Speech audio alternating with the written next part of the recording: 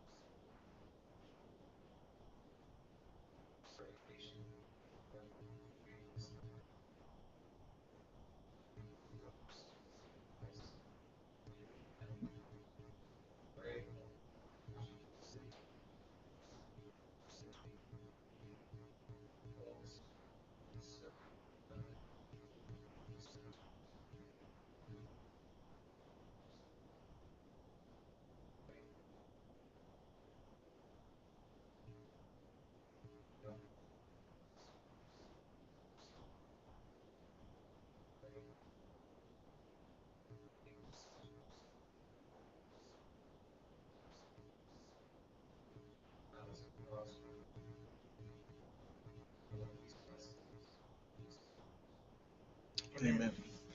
Would everyone please rise? Please repeat the pledge with me. I pledge allegiance to the flag of the United States of America and to the republic for which it stands, one nation, under God, indivisible, with liberty and justice for all. Thank you, gentlemen. We'll move to item 1, approval of the agenda. I have a motion. Do I have a second? I'll second it. Thank you. I have a motion and a second. Turek, aye. Staley, aye. Truman, aye. Nice and I. Thank you, gentlemen. Item 3, declaration of abstentions and conflicts. Any of those to declare today?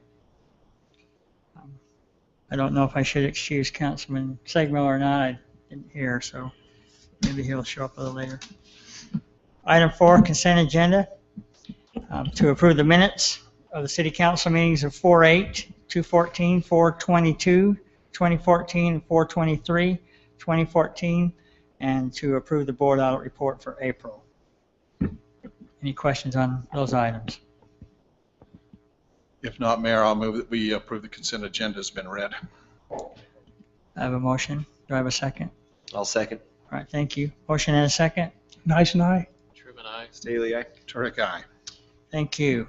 Item 5, agreements. Consideration to approve the renewal of a ground lease agreement with Insight Wireless Group, LLC. Janet Singh, Insight Senior Lease Analyst. No, Janet? We could probably handle that. Yeah. Do you want to? Yeah, I can. This is just a renewal on, I gotta pull it up here real quick. They have the option of renewal under this agreement, and so we reviewed it and recommend to the council that this just take advantage of their additional terms under the agreement. So this is just simply renewing the agreement that's in place Yeah, currently. they have the option of 3 successive renewals. terms. We haven't had any concerns, and so staff has no concern. Do you know on the renewal, are there any typically like price adjustments or anything like that kick in? Yeah, we actually have the price adjustments. They're within the agreement, and and we double check to make sure that all payments and that have been received appropriately, and they have.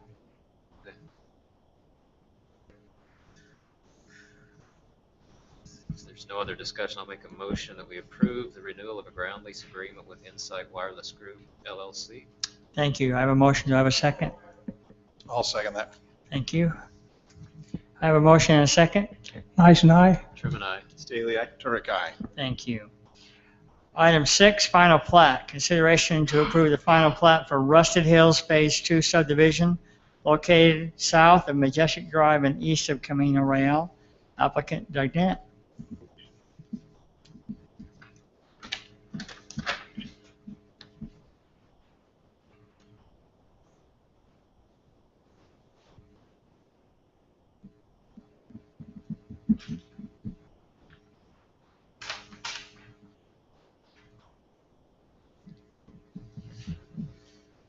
The applicant is requesting approval of final plat for Rusted Hills Phase 2 subdivision located approximately south of Majestic Drive and east of Camino Real. This particular subdivision is proposing 13 lots on an area covering 6.57 acres. The specific location of the subdivision is zoned single-family residential, 15,000 square foot minimum. The preliminary plat was approved back on October 9th, 2013. Staff has reviewed the requested proposal, and the proposed final plat conforms to the approved preliminary plat. The Planning Commission reviewed this request on May 7th, 2014. The Planning Commission unanimously recommended approval of the final plat for the Rusted Hills Phase 2 subdivision to City Council based on the following findings and subject to the following conditions. And they are the standard ones that follow a final plat. If you have any questions, I'd be glad to answer them. And just to quickly show you the preliminary plat, you basically couldn't tell the difference if it was the final or the preliminary because it's exactly laid out the same.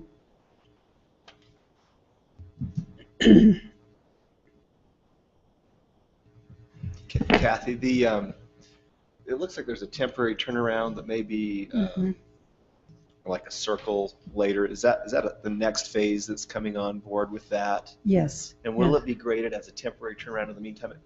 Probably not necessarily. There looks like there's plenty of access, but do you know? Or is I'm the not applicant- sure until we actually see that phase come in how it works out. I'm seeing a nod from the back, so I'm thinking that's probably the case. So You might want to ask them. okay. If I recall, in the preliminary plat, that was for temporary fire apparatus Yeah. turnaround if was needed temporarily, if I recall. So it probably will be in place until the next phase begins construction.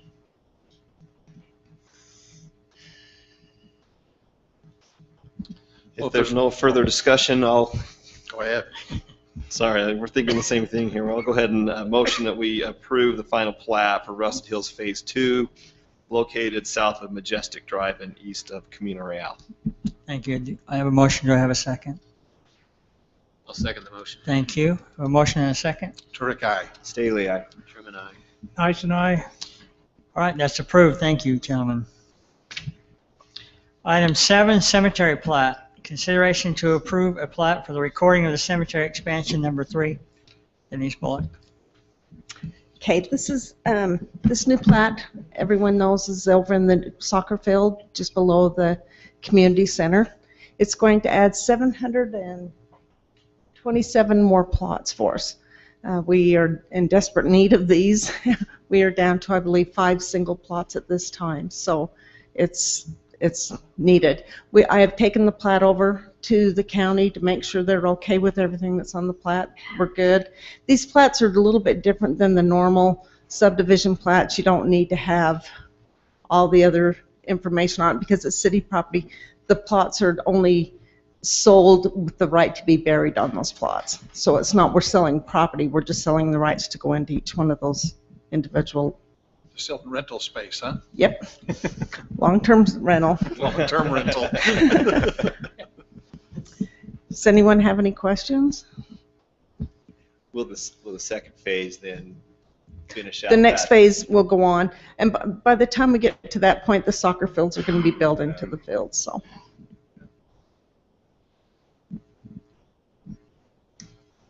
Any other questions or comments on that? There's no other discussion. I'll make a motion that we approve a plat for the recording of the cemetery expansion number 3 as discussed. I'll second that. I have a motion and a second. Nice and I. Truman, aye. Staley, aye. Turek, aye. Denise, is that going to be enough? For a couple of years. Couple of years. All right. Please don't die out there anymore. Okay, item 8, subdivision vacation. Consideration to approve an ordinance vacating the Washington City Green Spring Minor. Drew Ellerman, Kathy.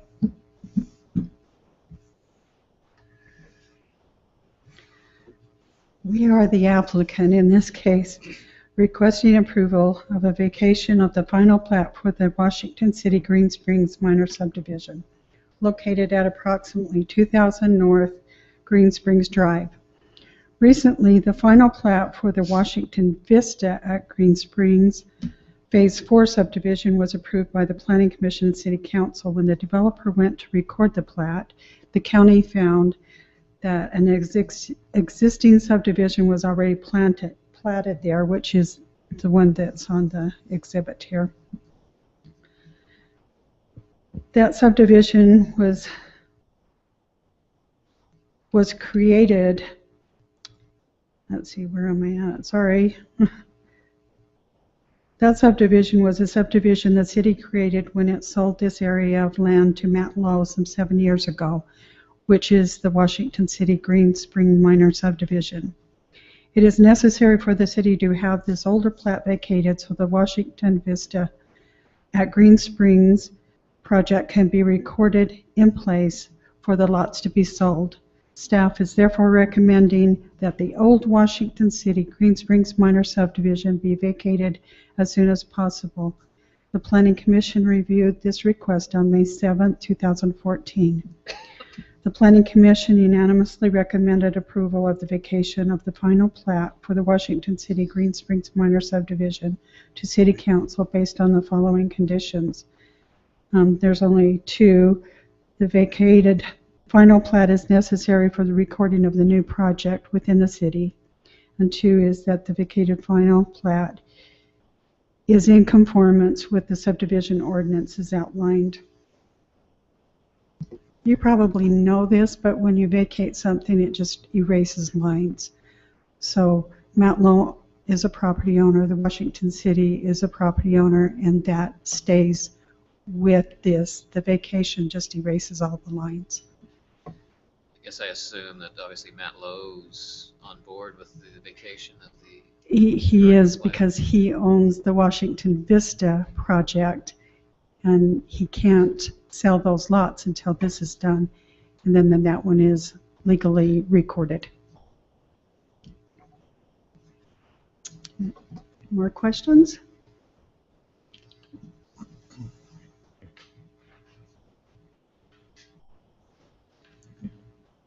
No other questions, I'll entertain a motion. I'll go ahead and move that we approve an ordinance vacating Lot 1 of the Washington City Green Spring Minor. I'll second the motion. I have a motion and a second. Turek, aye. Staley, aye. Truman, aye. Nice and I. Thank you, gentlemen, that's approved. Item 9, public hearing and related ordinances. Public hearing for the consideration to approve a zone change application Z-14-03, requesting to change a portion of Lot 36 in the Summerfield Lane subdivision from PUD, Plan Unit Development, to Open Space Zone. Property is located approximately 338 West, 1725 South, applicant Greg Sant, Perry Development. The applicant is requesting approval to change the zoning of approximately 4.6 acres located approximately at 33-8 West 1725 South. The requested change is from the current zoning of planned unit development to the proposed open space zoning designation. Sorry, I have put my glasses back on, I keep forgetting. For the reasons that currently such a large portion of this parcel, Lot 36 of the Summerfield Lane subdivision, is within the floodplain and really cannot be developed. It, however, can be used, for example, as horse property or something similar. The general plan land use designation for this location is open space. It is surrounded to the north and west by open space, with estate residential to the south and open space and low density to the east. The surrounding zoning to this parcel is planned unit development to the east, residential agriculture to the south and west, and open space to the north. Staff has reviewed the requested zone change and finds it to conform with the general plan, the zoning ordinance, and surrounding development. The Planning Commission reviewed this request on April 16, 2014 meeting. A public hearing was held with surrounding residents showing up in opposition to the zone change request. They stood before the Planning Commission stating that their CCNRs prohibited horses and the keeping of large animals. They also stated concerns about flies and smells that could come from allowing such a change and use in their neighborhood. Based on the information from the surrounding property owners, the Planning Commission subsequently voted the request down with a vote of 5-0. The day following the public hearing with the Planning Commission, staff looked over a copy of the CCNRs referenced in the meeting. Staff found that the CCNRs do not specifically state that horses are not allowed. The CCNRs only say no lot shall be used except for residential purposes in the Summerfield Lane development. And this particular deed restriction is found under the heading of quality of construction of the project and rules relating to such construction. After reading the CCNRs from front to back, staff felt that the Planning Commission was misled.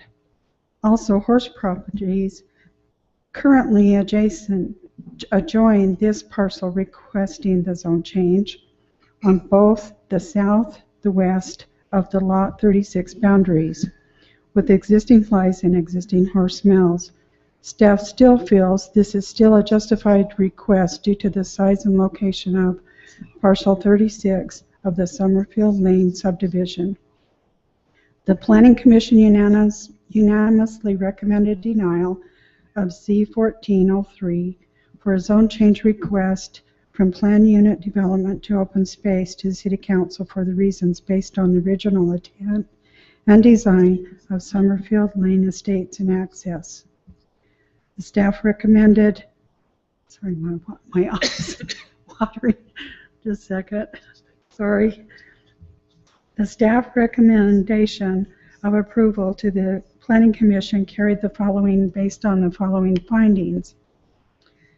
Those findings is that the requested zone conforms to the intent of the land use designated by the general plan, that the requested zoning will be compatible with the surrounding developments. The utilities that will be necessary for this type of development will be readily accessible to the site.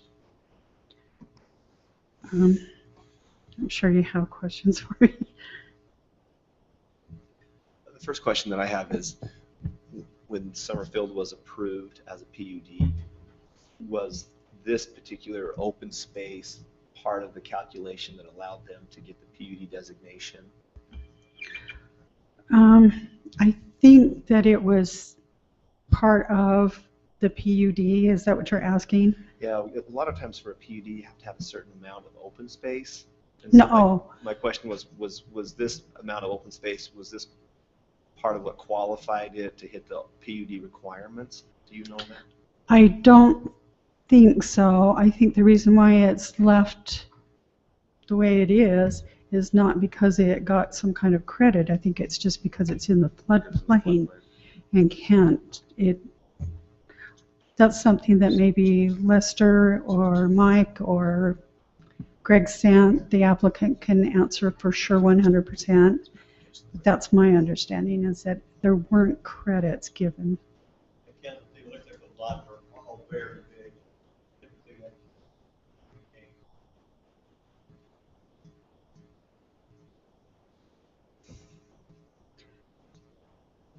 Yeah, it wasn't open space, a platted lot to build on, so rather than open space. Yeah, that's an interesting shaped lot, isn't it? Where you've got what would seem like a typical lot, and then it wraps all the way around that circle as just open space attached to that one lot. Why didn't they ask for this to be agricultural property initially?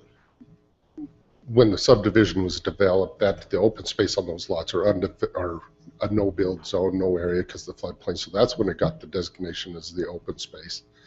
The open space for the development is actually owned by the HOA, so it wouldn't be part of one of the lots. It would be common property owned by a lot owner. Okay. So this is all part of one lot. Yes.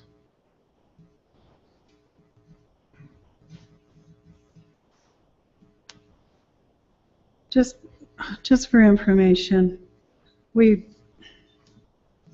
Drew, our department, has made the claim that the surrounding area adjacent to Summerfield Lane is horse property. This is true. Pine View Phase 1 is considered part of the PUD that is allowed to have horses. And it states that in their CCNRs. So when you look at, well,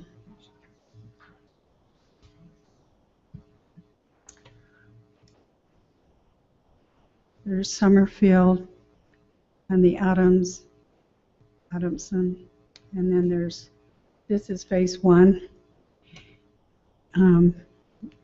It states that they can have horses. So when I read that and made that claim that the surrounding area is compatible to that, it is.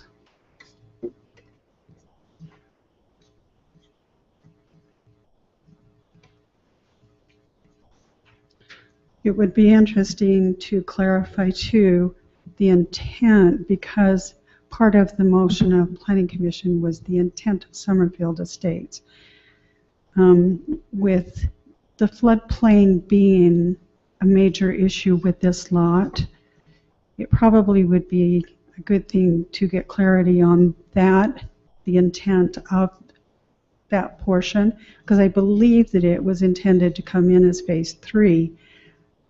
But as floodplain changes, as things change, that wasn't viable to do that. But I'll let the applicant explain that. If you don't have any more questions, I'll let them take it. Any other questions for Kathy? Is the applicant here? My name is Greg Sand. I'm with Perry Development. I assume you'd like to have that question answered about the intent of that property. And it was always intended to have future development. The hope was that we could tie in with the Adamson subdivision with some kind of an access road so that we could develop some more lots that would have a loop through there. Because of the dead-end cul-de-sac in Phase 2 of Summerfield Lane, we couldn't do it without that other access. Right as this project was being developed, we had the flood of 2005, and the floodplain was extended out over this property and ended up just not being feasible to develop it as other lots, and so we decided to leave it for the time being in that lot, hoping that at one day we could figure out what we would do with it, and this is what would like to do with it.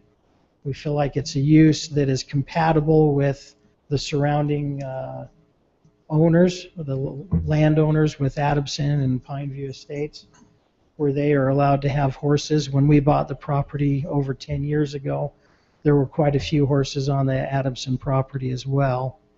And so that's kind of why we thought it would be a good use at this time, especially with the floodplain, and put the open space zoning at that area. So is the intent to board horses in there? Is that what the intent is? The intent is to be able to sell Lot 36 with the ability for that specific owner to have horses there. Just the same as Adamson has the ability to have horses on his property. We would be, the zoning, the open space zoning would dictate the amount and how that would happen. At the same time, the other purpose is to just be able to give the buyer of Lot 36 some ability to do something a little bit out of the ordinary if you would like to, that would again conform to the open space zoning. So there's nothing presently precluding you from selling Lot 36 as is? That's correct. And you're just wanting to maximize the value of Lot 36 by having this open space so you'll attract more buyers if you get some people looking for horse property? Yeah, we've had signage up for almost a year now on that lot. we've had about 15 to 20 people call on it, and when they find out that it's 4.5 acres and you can only build on the top half acre, and they don't know what they're going to be able to do with the 4 acres, then it deters buyers. Our other purpose is trying to get it out of a nuisance type situation. If it stays as it is, it's hard to incentivize a buyer to maintain that 4 acres down in the floodplain if they really can't do anything with it. So the tamarisk and everything would just continue to grow and would not be, I don't think it'd be a good situation for the city. I'm looking at this on the map that's been presented, and I'm looking at it on my Google Maps, and I'm still having a hard time seeing exactly where Lot 36 is in relation to the circle, and where I'm trying to get my bearings on that a little bit.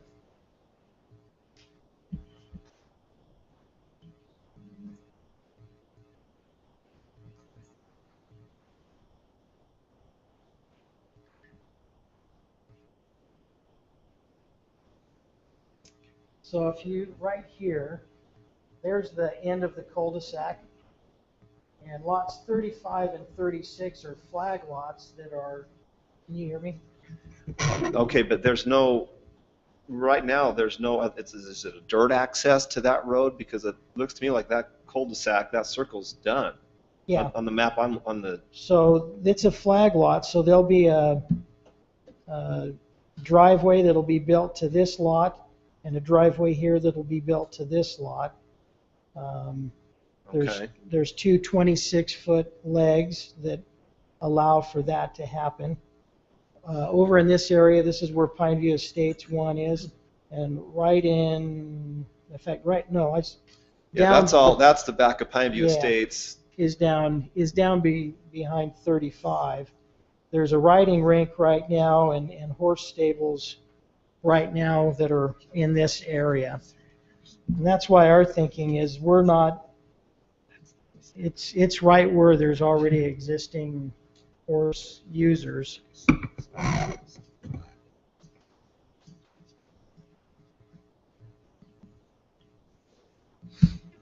Councilman Staley, may I? Yeah, it's up to the mayor. It's a It is a public hearing, but public hearing, so there'll be we, I just had a map that may help us visualize. okay, This is the only- bring it on up. Okay. You can show that, that'd be great. Well, it's a nice park right there, wonder where that's at. Mike, I'm proud of your technology use.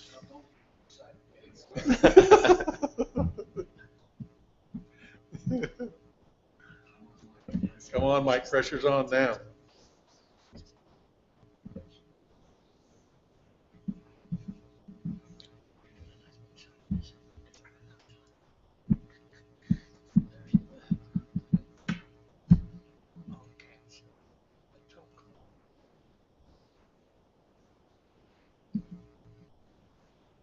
This one back here.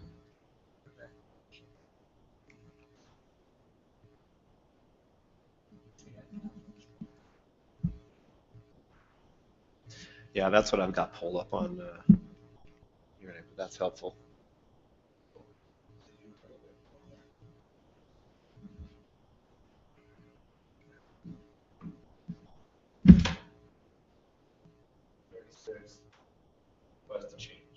That is correct.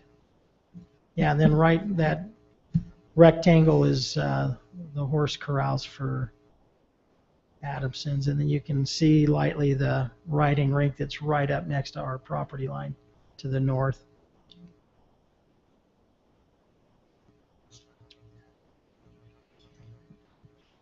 No, that's Adams's. Wilstead's is just.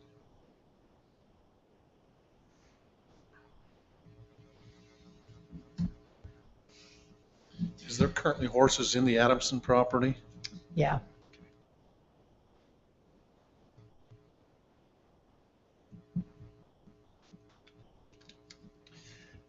There's another access road. Can you tell me about that road that borders the backside of those lots and the river? Yeah, that is a access road for the city. Maybe, Mike, do you remember So mostly for fire,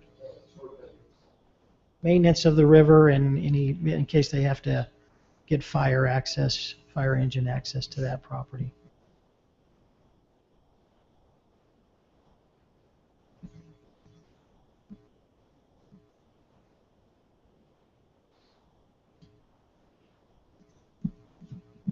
Any other questions for Greg? Okay.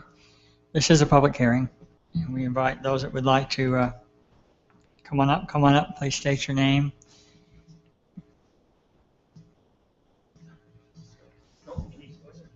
Hi, Tigran Khachaturian, resident of Summerfield Lane.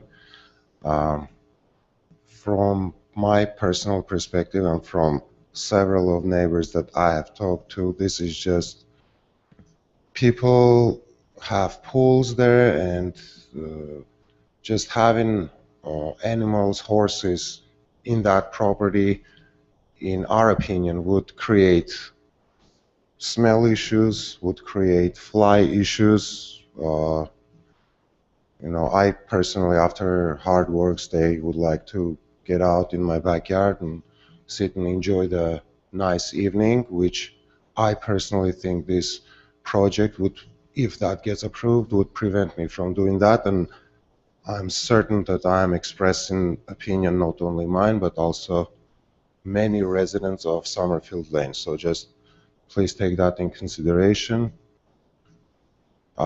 As you see, if you look a little bit north, yeah, you see the pool. That's right there. That's the pool of my sister's house. So I don't think that she would be able to enjoy time in a pool, you know, surrounded by flies from the other property. I love animals. I used to have a zebra as a pet in St. George, but accordingly to the rules. So just please, you know, take in consideration opinion of other residents there that do not think that that is a good idea to have horses or other animals in that area too close to residential people's backyards. In her backyard, I see the pool. What's the fence? Is that an orchard or what is that? It's a brick fence, just a brick fence. She doesn't have horses already in there, does she? No. I'm just teasing. No zebras. I mean, we love animals, we love zebras, we love horses, sheep, pigs, you name it, but I think it would prevent a lot of neighbors, and I'm expressing just based on having conversations specifically on this subject, I think it would prevent a lot of neighbors from having a normal, regular time in their home, in their yard. So that's just an opinion. Thank you.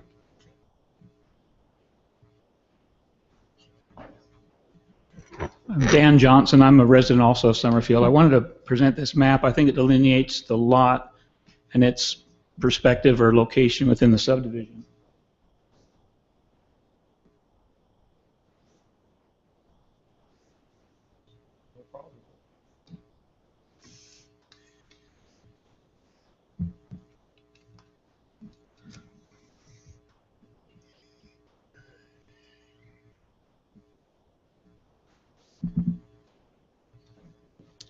The yellow outline you see according to the Washington County Recorder, shows the boundary of the lot in question. One of the primary concerns that I've discussed with many of my neighbors is the fact that there's no access point to this property other than through the Summerfield subdivision, either across 1725 south or up Summerfield Lane. So if this were developed with horses and horse corrals, any transportation of those animals would require access through a subdivision where we bought lots under the premise that we were living in a planned unit development with a residential use only and not with a horse property use.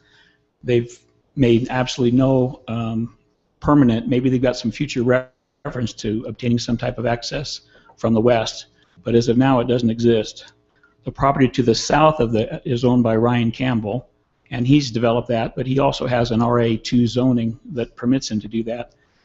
When the subdivision was developed and I bought my lot, I knew that Pineview Estates existed. I knew that those uses existed there, but I bought my property to be in a residential area, not to be in an agricultural area.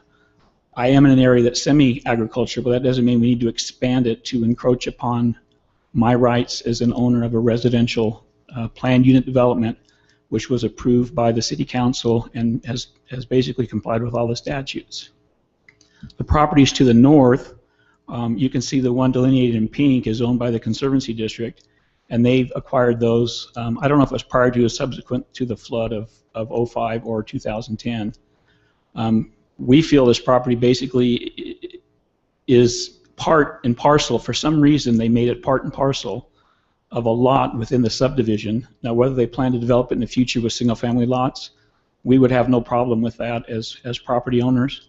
We would have a significant problem allowing horses or other open space uses within that project. Another consideration, when we look at Pineview Estates, the project was developed with irrigation water, which allowed property owners to use culinary water for their homes and irrigation water for agricultural uses. This property, to my knowledge, has absolutely no irrigation or non-culinary water. So any horse or agricultural application would require use of culinary water. It's not designed for agricultural use. It's not planned for it. We as neighbors would have to put up with not only the fact that there's additional use on the lot itself, we'd have to put up with the fact that we've got other people ingress and egress problems that we have along this property, which would basically somewhat limit our privacy. And those are a couple of our major concerns that we have. I'm sure that some of the other members in the neighborhood have some other concerns. Let me just ask you a question about the ingress egress. As I understand, lot 35 and lot 36 were part of the plan, so at some point you're going to have people coming in and out of that cul-de-sac anyway. So is your concern primarily that they're going to be towing a horse trailer to their home versus... Or some other agricultural use that's permitted in an open space? Correct. We understand there's traffic, but it's a matter of horse trailers or who knows what type of agricultural use through our neighborhood. It turns into farming. Somebody's going to be bringing big machinery, combines, whatever they're bringing in there. Well, if I were going to stress an extreme point, I could say that, but I'm not. I'm trying to be a realist. Obviously, at least it's been mentioned horses. So obviously they want to use it for some type of horse property or horse use. I don't know, depending on what type of buyer buys it, whether it's once a week, 3 times a week, once a month. I'll be realistic about it. I don't know. But I think we have to be realistic and say the only way to access that property is through that cul-de-sac street.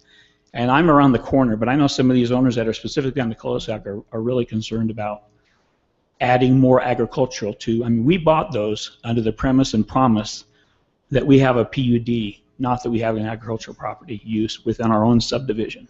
And we feel like it's basically changing a use that we bought into when we purchased properties there. To me, that seems to be the important issue, is that you came in there and it was a PUD, and you chose not to buy in a place that had horses because you wanted to be out of that. You figured you were safe being in the PUD, and now they're asking to change it. That's right. Reasonable, yes. Any other questions? Any other questions for Dan? Thank you. Thank you, Dan. Anybody else? Are you serious? Nobody else?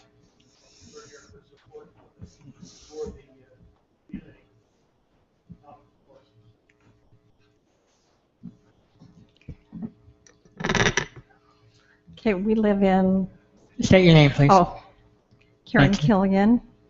My husband, Dale Killian.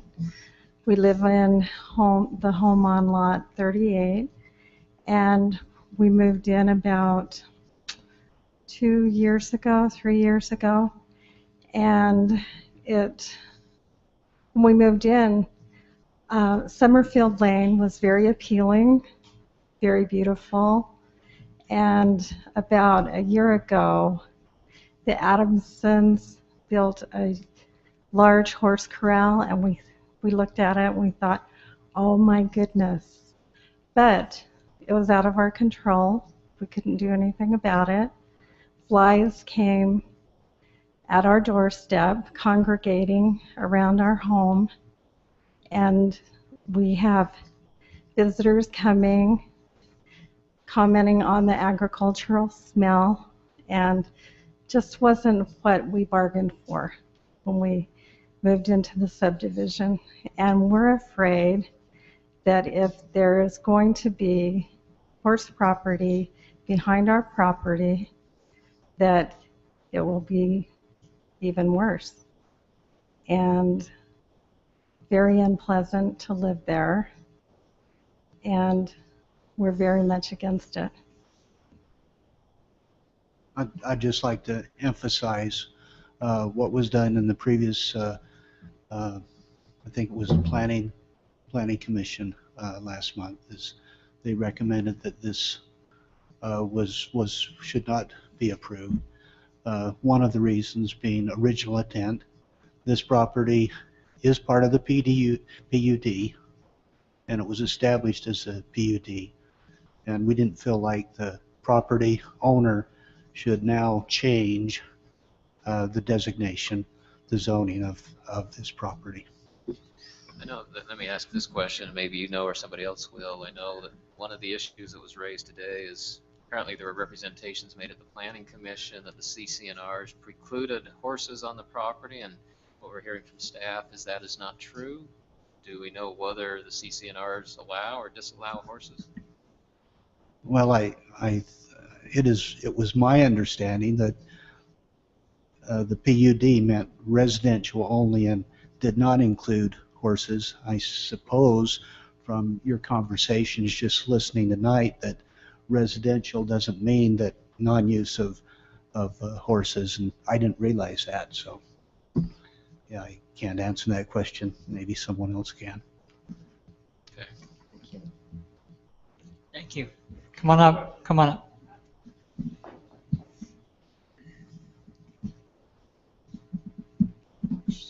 Bruce Nell, live in Summerfield Lane. From what I just heard, if anybody can put horses on their property just because they want to, they don't have to. You know, I mean, there's no law that because I moved into this subdivision and it's a beautiful subdivision and it's quiet and we don't have horse trailers running up and down the street and we don't have a lot of smells. We do have some from Pine View. Can I put horses in my backyard if I want to? If I've got room back there to put a corral in, can I come to you guys and encroach on all of my neighbors? I think that's wrong. I think that if this subdivision was designed to be for residential use only, I don't think personally that this landowner, so he can make more profits, can come in and change it and encroach on everyone that lives in the subdivision. I think that's just wrong. It is really wrong. He knew when he bought that property that it was in a floodplain, that it was residential only. He was planning on building on that property. He was planning on probably filling it up with fill and putting a half a dozen more houses on that property. But now it's not economically feasible for him to do that. So now he wants to sell the property as horse property and infringe on everybody that lives in the subdivision. My attitude is that's wrong. I hope you folks feel the same way. Thank you.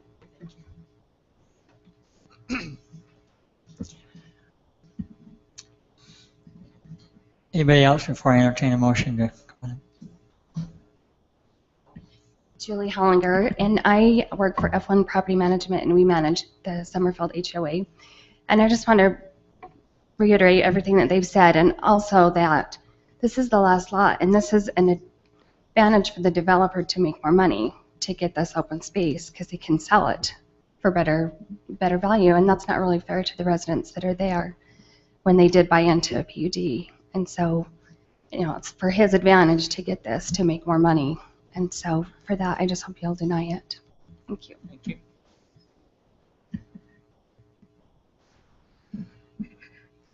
Going once, twice.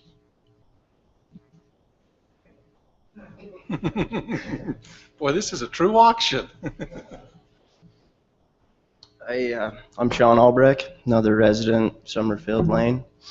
I just want you guys to know there's kids, and I don't want to see a dusty dirt road running out the end of my cul-de-sac. I keep my kids out of the street as best I can. Probably drive my neighbors crazy, but you just need to know there's a bunch of kids in that area, and I don't want to see them get hurt. Thank you.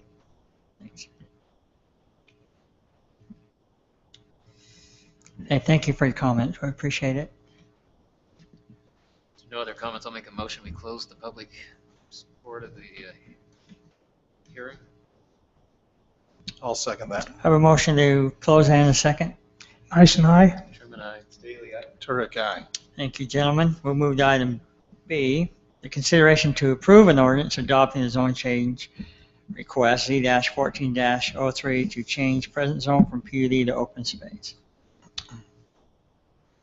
Well, I think my concern's pretty evident from the questions I've got. It seems like, if folks come in and they specifically want to get in a PUD where they're guaranteed what they're going to have around them, and it seems somewhat fundamentally unfair at a later date to come in and say, well, we can't sell this, so now we want to change what we've originally sold. It's almost like a homeowner going over to the developer and saying, oh, if you make that open space, buy my home back, because it's changed circumstances now and I don't want to be here anymore. So I just think it would be unfair to existing homeowners to change the circumstances when they chose not to be living in an area that was zoned open space or horses.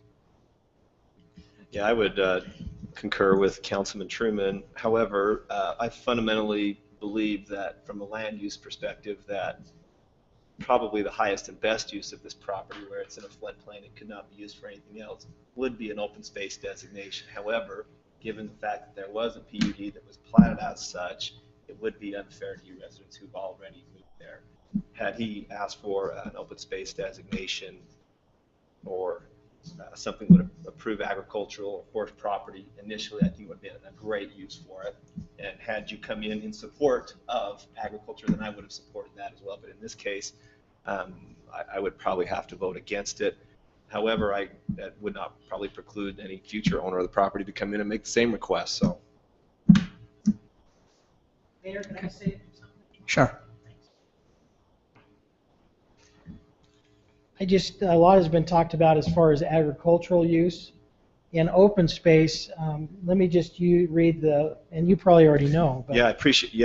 I've been reading through it as we've been talking, but go ahead and read it. The usable or the uses that you can put in open space is an airport. I don't think we're going to do that. A cemetery. I think you want control of the cemeteries. Emergency equipment, livestock, public or private recreation facilities, which will not significantly alter the natural form of the landscape, and a public utilities and transmission line. So there's no agricultural that's going to happen. Let's be clear here, because I'm reading the same ordinance as we've been going through.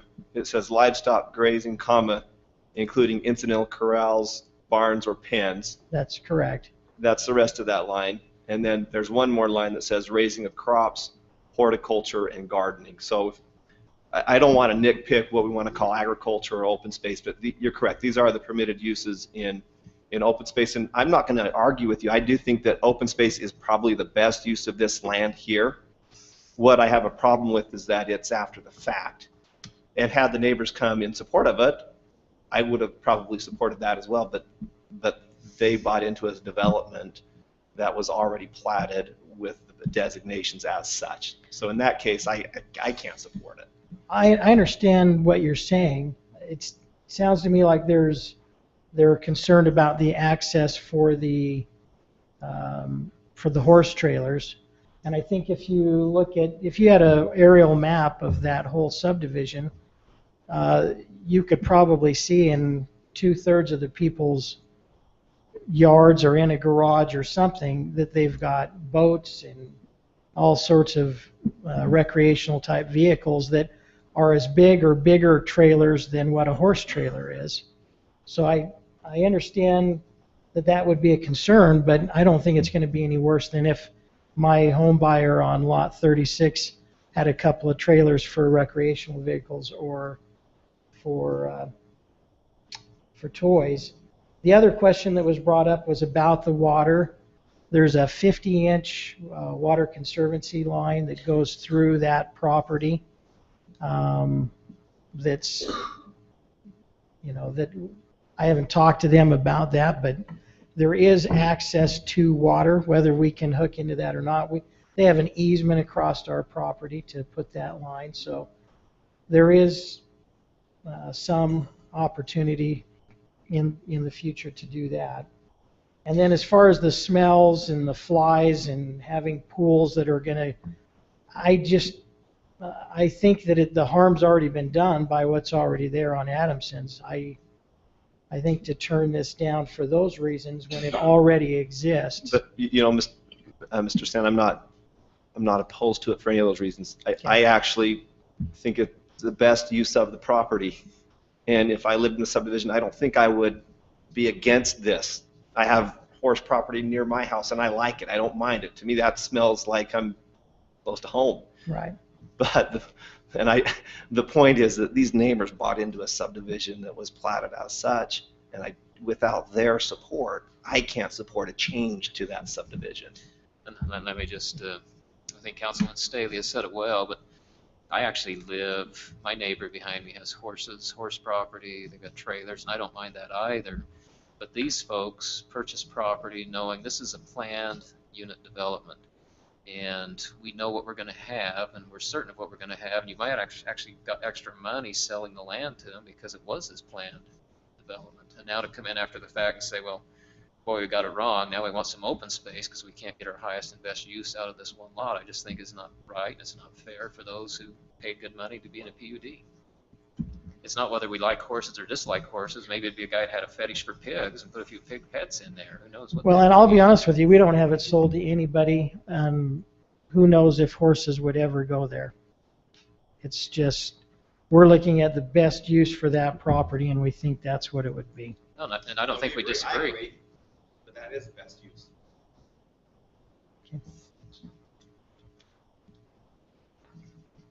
Okay, thank you. Are you ready to make a motion? If there's no other discussion, I'll make a motion that we deny the request to approve a zone change application Z14-03 requesting to change a portion of Lot 36 in the Summerfield Lane subdivision from PUD to open space. I have a motion. Do I have a second on that? I'll second it. Okay. We have a motion and a second. Turek, aye. Staley, aye. Truman, aye. Nice and I. Thanks, gentlemen. That has been denied. Item 10, tentative budget. Consideration to approve a resolution accepting the 2014-2015 fiscal year tentative budget for Washington City, setting the date for a public hearing to consider adoption of the final budget. You don't want to hear about the budget? It's only $50 million.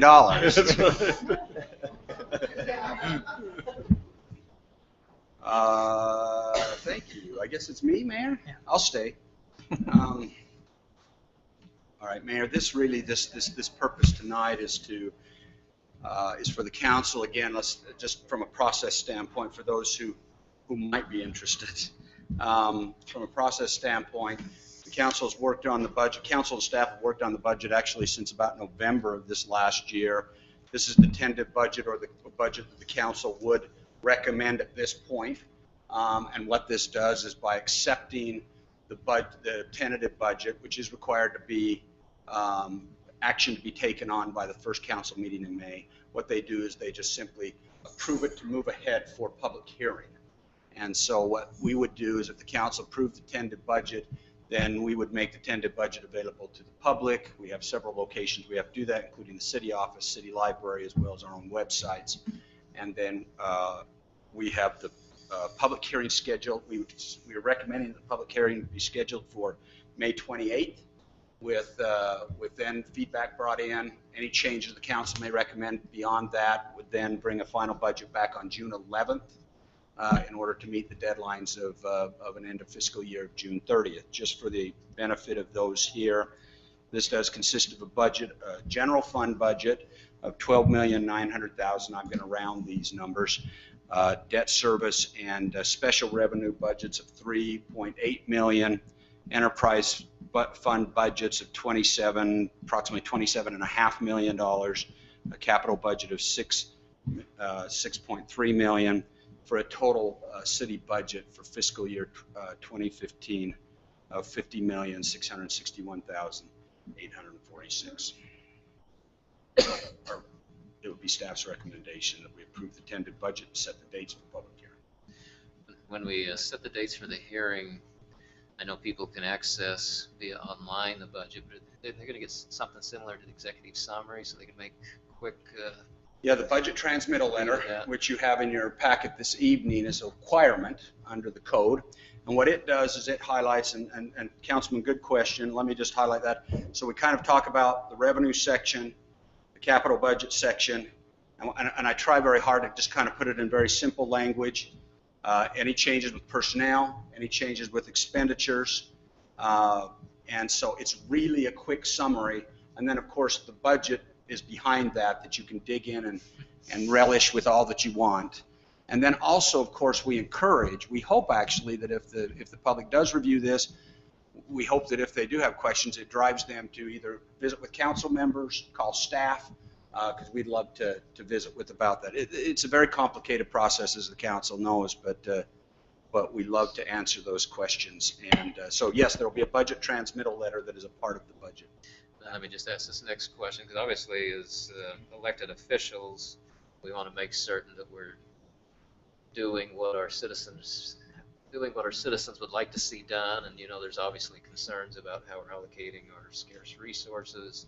So even if we voted to at least approve this tentatively to get it out for public comment, the final approval still comes after that.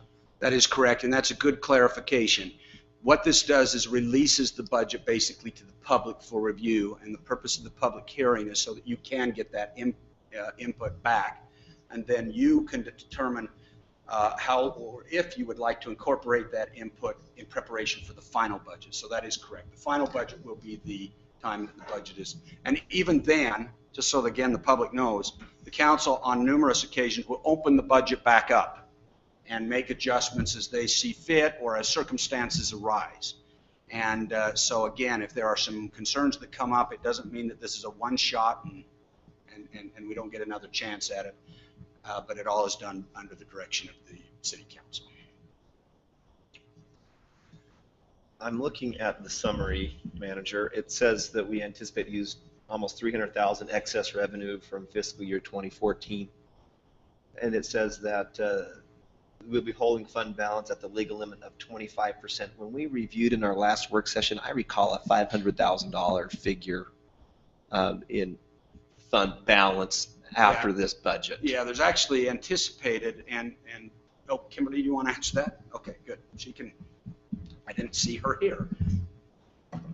The $300,000 is actually a figure that is separate from the 500. The 500,000 will be part of the 2014. Yep. So when we bring in June the year-end budget where we open it, we anticipate that there will be additional revenues of about $550,000-$60,000 that will need to be allocated towards capital projects to be able to fund those. And we talked about those in our work session. Yes, so. Yes, and so we will have, I believe it'll be that first council meeting in June at the workshop session is where we'll kind of flesh out a little bit more on the location that you guys would like to have those go. And then in the actual meeting, then you will identify the specific projects for the source of those funds. Okay, thank you, Kimberly. Hey, Manager, one other question for you. I'm looking on the, you know what, actually we're not to that part yet, are we? Capital projects is next, so I'll save that question. Yeah, and that's okay, because let me touch on that real quickly. Well, no, let's do that. Let's wait.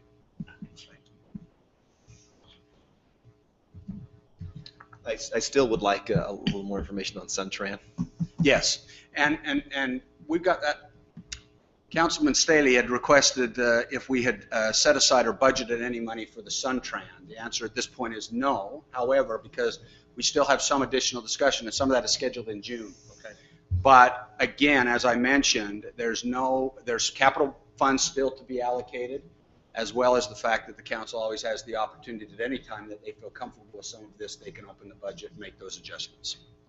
And we've talked about also, and this is something that Councilman Truman has kind of championed, is roads. Mm-hmm. We've talked about roads. We've also talked about police station.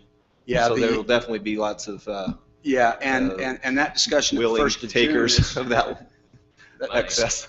Yeah, that discussion we'll have at the 1st of June is where you'll really want to start to kind of allocate those, but again, they're not set in stone, but you start to designate, meaning you can come back and change those. But in that first session in June, as we look at year-end allocations, this is when we'll want to do that. So yes, there's still some discussion on actually where those capital funds will be allocated to.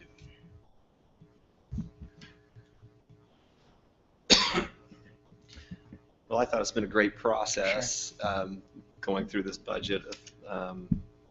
Is there any other discussion? If not, I make a motion that we approve the resolution accepting the 2014-15 fiscal year tentative budget for Washington City and setting the date. Do we need to specify that date? We should. June. May 28th. May 28th for a public hearing to consider adoption of the final budget. On June 11th.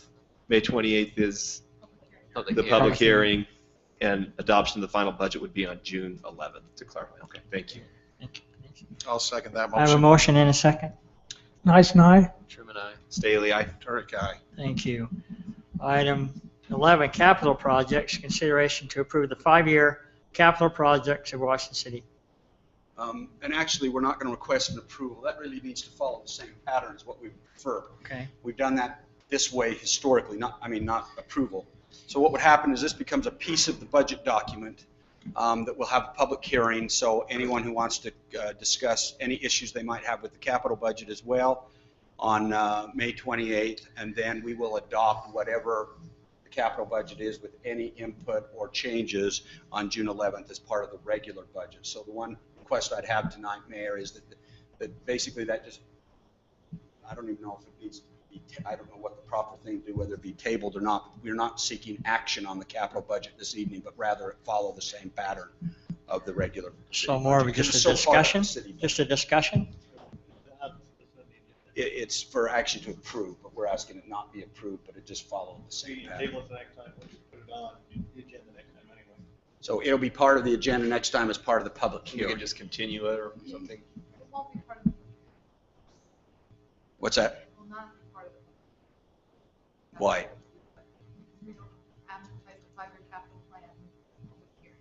Oh, well, okay.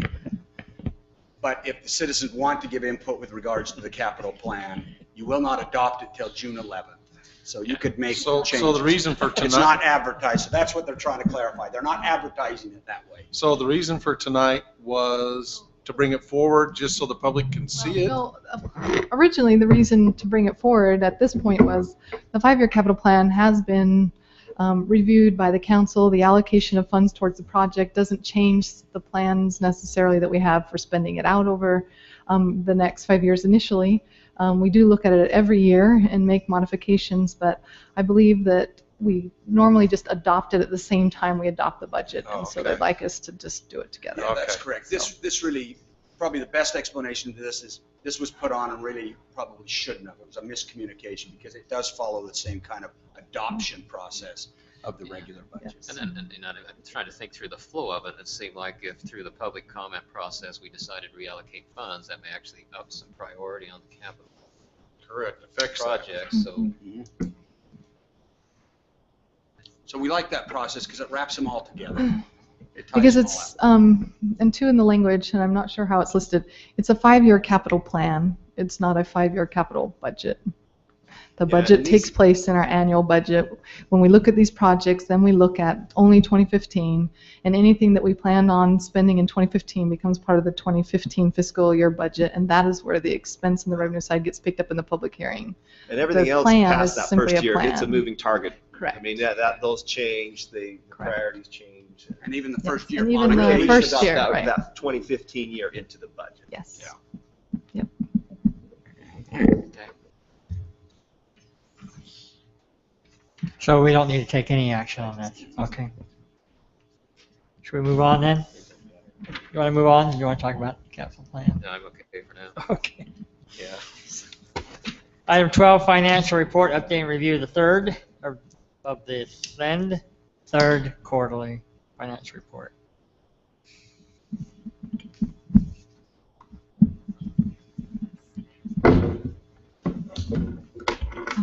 welcome. Okay. Yes, I'm just going to turn on. Yeah. So tonight we're actually reviewing third quarter, which ended in March. I, for personal reasons, held off until now because I knew I was coming to the council for all these other things, and it saved me a meeting. So.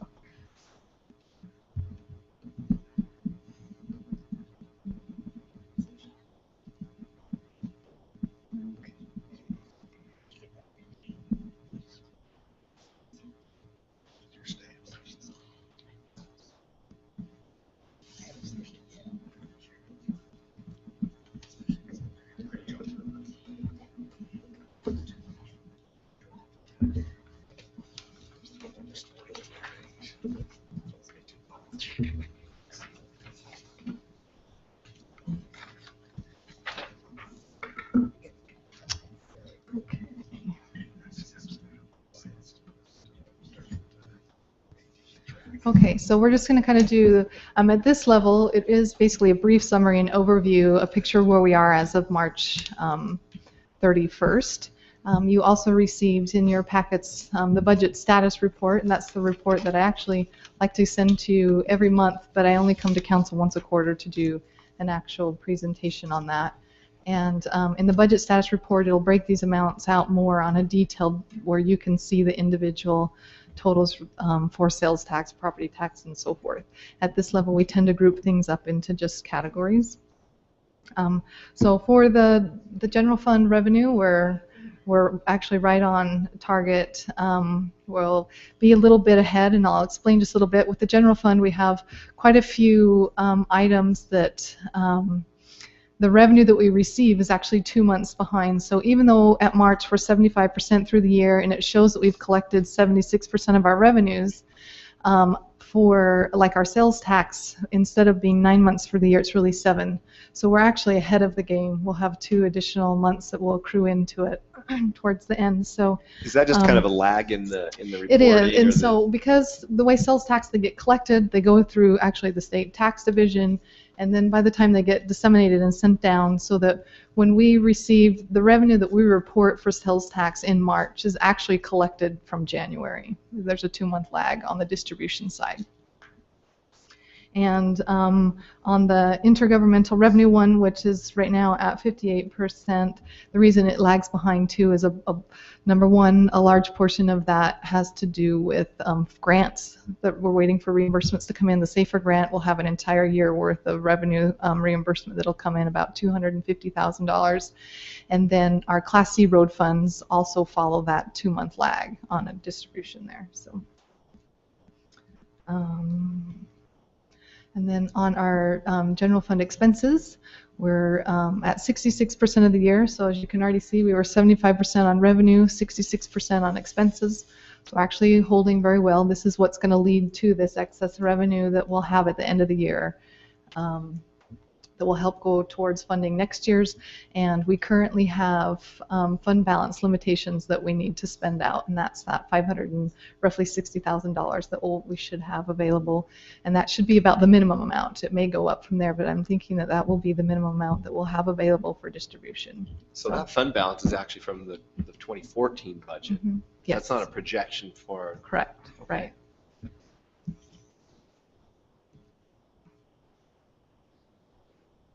And on our community center revenue, I made a couple of notes so I could look at that. On this particular one, even though we're at 42% of the year, what I want to kind of show the focus is on, this is the current year-to-date actual, and then this would be the prior year, same time frame.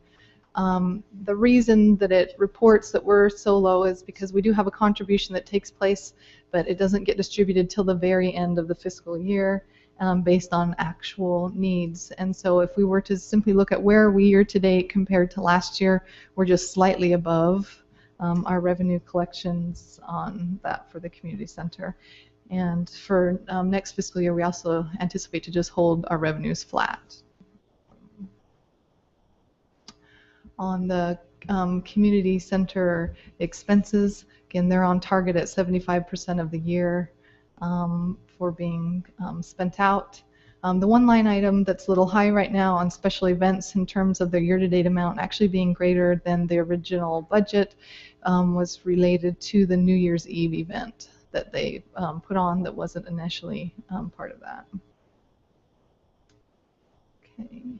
And then as we move into the enterprise funds, they have a couple of items that are kind of that same scenario where they do have some usage accruals that take place at the end of the year in terms of utility billing, where we bill a month in the arrears. They will have some more coming in.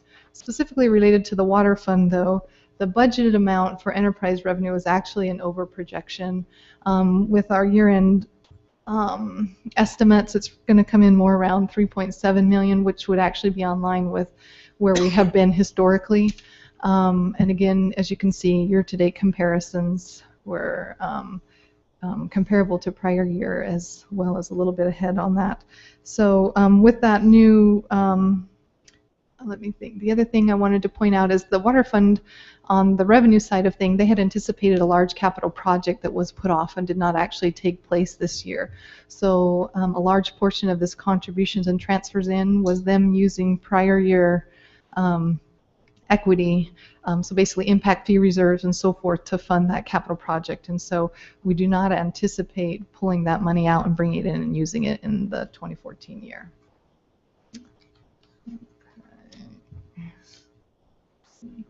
And here's the water department expenses. Again, the reason you see the big shift in terms of them only being at 40% of the year for the expenses is because of that large capital outlay that they originally had in their budget that's not going to take place. If I strip that out, it puts their expenses at about 62% for the year.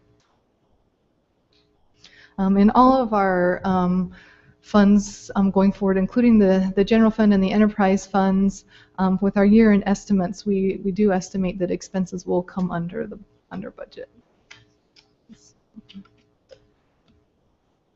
see. Okay, so on the sewer fund, didn't really have anything special to report, but again, what you're going to start to see forward with the sewer fund as well as the power fund is this is more in line when you see them about 65% of the year for them versus the 75%. That's more in line because of the accruals that are affected. And I guess I could, let's see, switch over that. Okay, on the sewer fund expenses, the only thing I was going to point out is my error there. It says debt service is 0% spent, but we've actually spent 100% for the year. That means we've had all of our, we have one bond that's issued for the sewer department. We've made our payments for the year.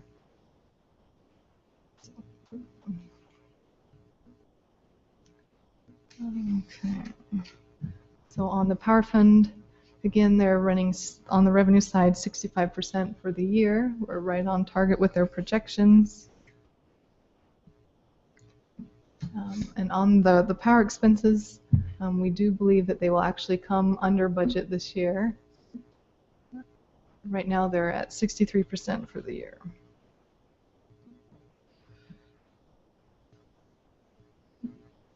Okay.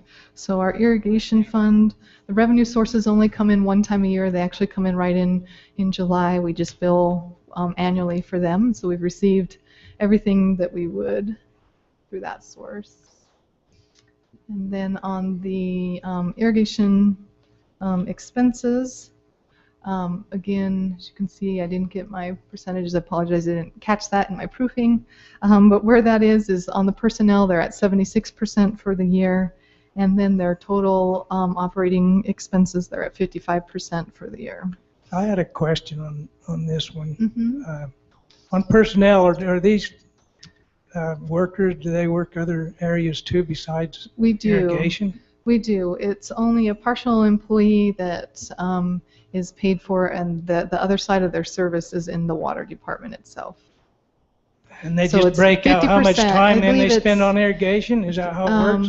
I believe he has 50% of the wage and benefits of a single employee is being allocated over. So. This is the equivalent of our water master that we have. Mm-hmm. So it's a half of an employee. And then on this, the material and supplies, $11,000. And what exactly is that? Valves? Well, that would have been for some projects, I imagine, but Mike, do you know specifics? Just to repair and parts if as needed. So at this point, they haven't spent any. I don't know where we're, typically when you see them do maintenance and repairs, it actually happens in the winter time when the ditch is dormant, when they shut the water down. So where we're this far into the year, at this point, I wouldn't really anticipate seeing any large expenses roll in. So.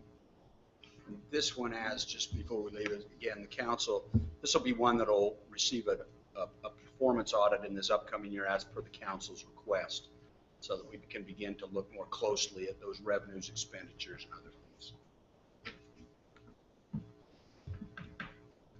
Okay.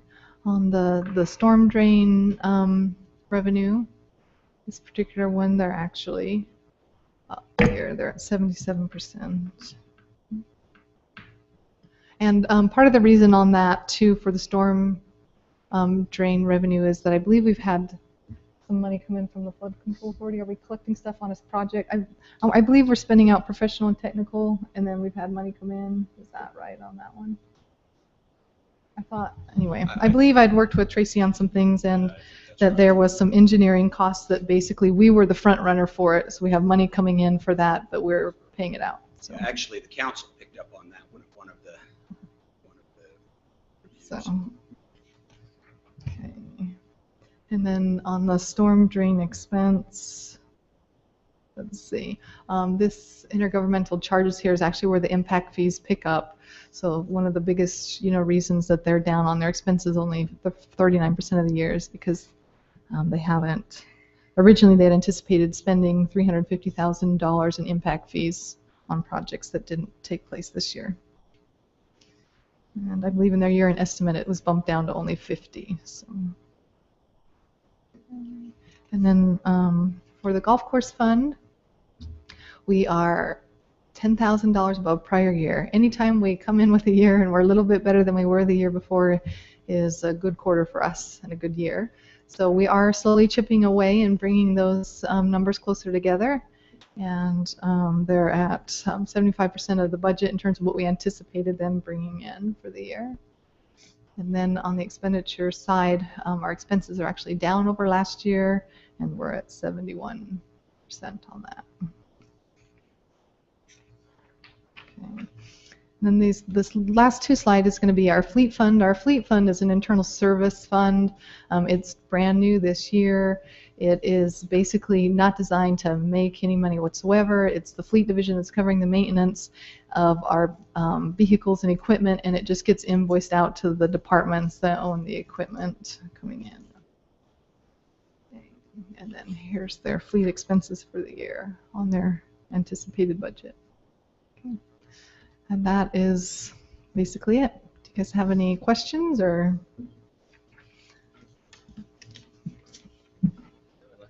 Appreciate you putting that together. It's nice to have this quarterly update with the graphs.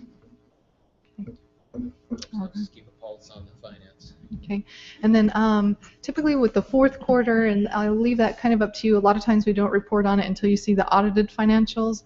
That, of course, though, wouldn't take place until November. If you're interested in seeing pre-audited numbers, all that does, it just takes place before. There's some modified accounting stuff that takes place, and but we would be able to report revenues and expenses through June, but again, we'd have 2 months of accruals that are kind of coming in on that. But if you're interested, I will come in and just let you know where we're at as of, at the end of June, and then that meeting would be the last meeting in July. So I'll let you. Kimberly, one question, and I didn't catch it. With that community center, with that New Year's Eve event, were there revenues that offset those expenses? There were revenues that came in and offset those expenses. I've requested some additional information on the specific amounts of that. I actually just sent out an email request earlier today. With the community center, we have been monitoring them really closely. They are a little stagnant in some of their membership sales, and so we'll really continue to watch these last 2 months and try to rein in anything that we can to make sure that we stay in line with the revenues. Okay, thank you.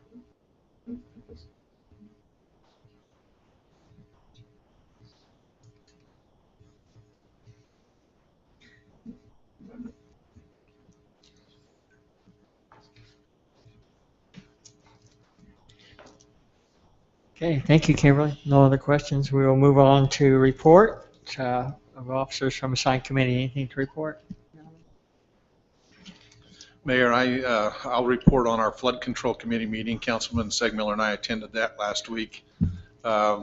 Currently, they're doing some studies on our flood control structures that are in our city. Well, could be in our city. They're actually in the county now, but you know, our plan is to eventually, those structures would be in our city. And so there is some discussion there because currently the, Mike, what would we call that? The canal company is the entity that's in charge of those. And of course, the canal company is trying to divest itself of that. And the flood control authority is who they're working with, trying to take those over. There's some discussion on liability issues and who's going to inherit those liabilities. They kind of looked at Mike and said, well, the city, you know, it's in your city and you could put them under. Mike very appropriately and very wisely said, I don't think so. And so anyway, that will be continued to be discussed, and next month we'll have more of a report for you as to where that's going to land. But, there is some movement. We've actually got a couple of grants that have come in for tamarisk removal and some sediment removal. Most of that's taking place over in St. George, a little bit in Santa Clara. But it's functioning very well as it should, with all the cities coming together and working together and benefiting the rivers and some of that flood control situation. So. Thank you, Councilman Terry. I forgot to announce and invite all the council to our Washington City Youth Council next Tuesday at 6:30. They have a little commencement exercise, a little graduation exercise. And it's at the Covington home at 6:30. If you can make it, it'd be greatly appreciated. It's a lot of fun. And those kids really do a lot of work. They enjoy that. And you've got some really good night reading to go through. And that's for our next. Denise just wanted us to get ahead of this game. So I expect full reports on this in about 2 days. I don't have anything to report. We'll move on to the manager report. A couple of projects I'll update the council on. The slurry project, you've seen that the slurry project is pretty well wrapped up. Some striping still we're working on. A couple of areas that we've rejected that I know Public Works and the contractor are discussing right now, but we expect them to resolve those areas. 2000 South, the traffic signal at 2000 South and Washington Fields Road is going into design at this point, and so we will anticipate, quite frankly, we'll probably anticipate that traffic signal probably maybe in the fall or winter, and so that's underway. I know. If. Don't say if. It does now. If you don't believe it, drive it a few times. You watch those poor people dart through that thing, taking their lives in their own hands, and it's warranted. Yeah, it'll be okay. In spite of what Mike says, it'll work out. I just put on your in front of you. I had a meeting with Dana Meyer from UDOT. I just shared that information with you. You can see probably the most informative sheet will be the last sheet where you see some of the projects and dollar values that are associated with the whole area, but there's about 6 or 7 of them that are noted for Washington City. We spent quite a bit of time talking about a couple of projects, of course, the through turns on Buena Vista. We talked about the off-ramp, proposed off-ramp. And we talked about the intersection at Telegraph and at Telegraph and Green Springs. And it was kind of interesting because we talked about this off-ramp a little bit, or the interchange. And I'd mentioned that we'd been talking with our elected officials and that we're trying to push them toward an earmark for the project. And Mike, I know, is working even for a federal earmark, which would be even better. But it was interesting because, of course, the comment was, well, as an agency, we don't like earmarks because what happens is the legislature earmarks it and they never give any money, and so we have to pull it from someplace else. And of course, I responded, well, you can appreciate the fact that we don't care about that part because we just feel that this is because, quite frankly, the interchange is not even on the list. And so once you get on the list, you're queued in. And right now that list is way out there. So I think everybody recognizes, and we hope Federal Highway recognizes, the challenge that is associated with this interchange and why it's so desperately needed for the other.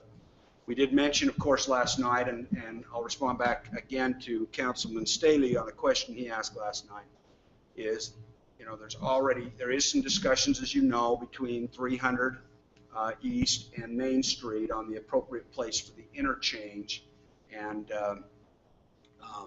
they're all very tentative, and we'll certainly share what we have with you with respect to that.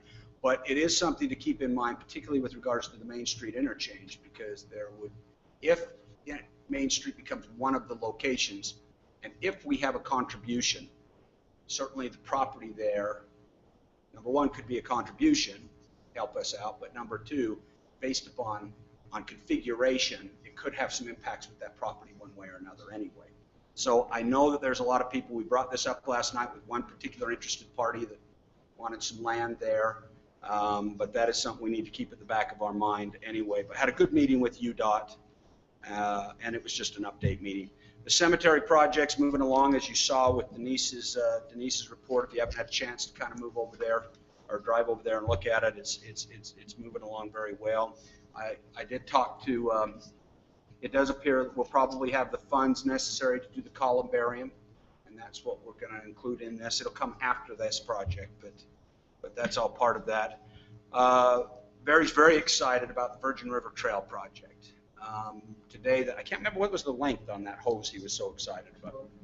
At 200 feet of hose to pump cement into the pillars today down there, and so Barry had to come to our update meeting today and share pictures, and they really were kind of cool pictures, because if you remember, there's a portion of this trail that will have a boardwalk with it associated with it because of the critical habitat. This really is going to be one of the most scenic parts of all of our trail system. It really is beautiful. It looked like a Brazilian rainforest, didn't it, where they were putting these pillars in. That's going to be this boardwalk.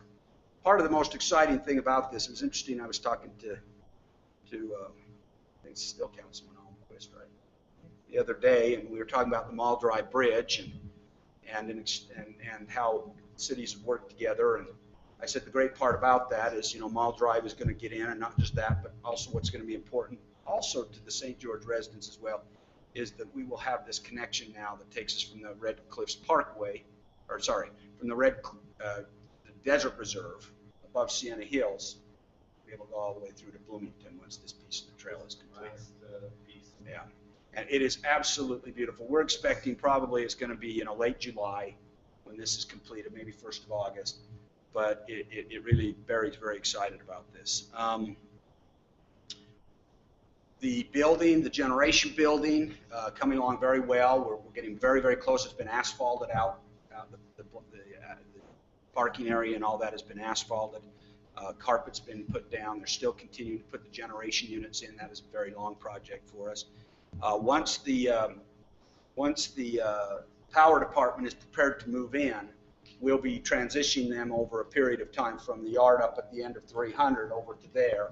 There'll be some supplies they'll keep up there. But then after that, we'll be transitioning the parks from here up to the facilities up at the yard, which will be, they'll be just giddy.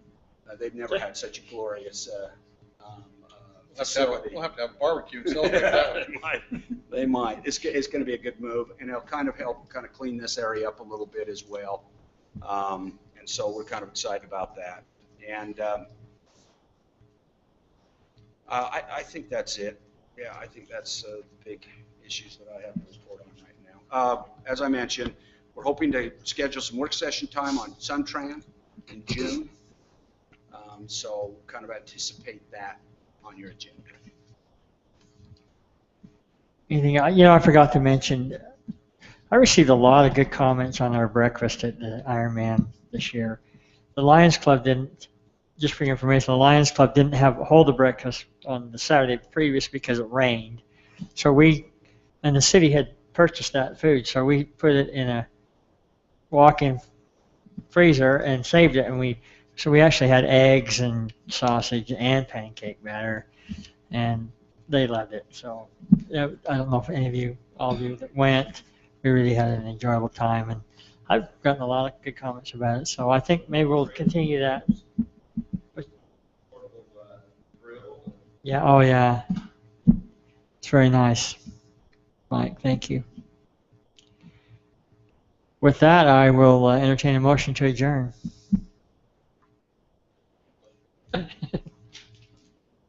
Anybody want to second it? Thank you. Turek, aye. Nice night. Gentlemen, thank you and have a great evening.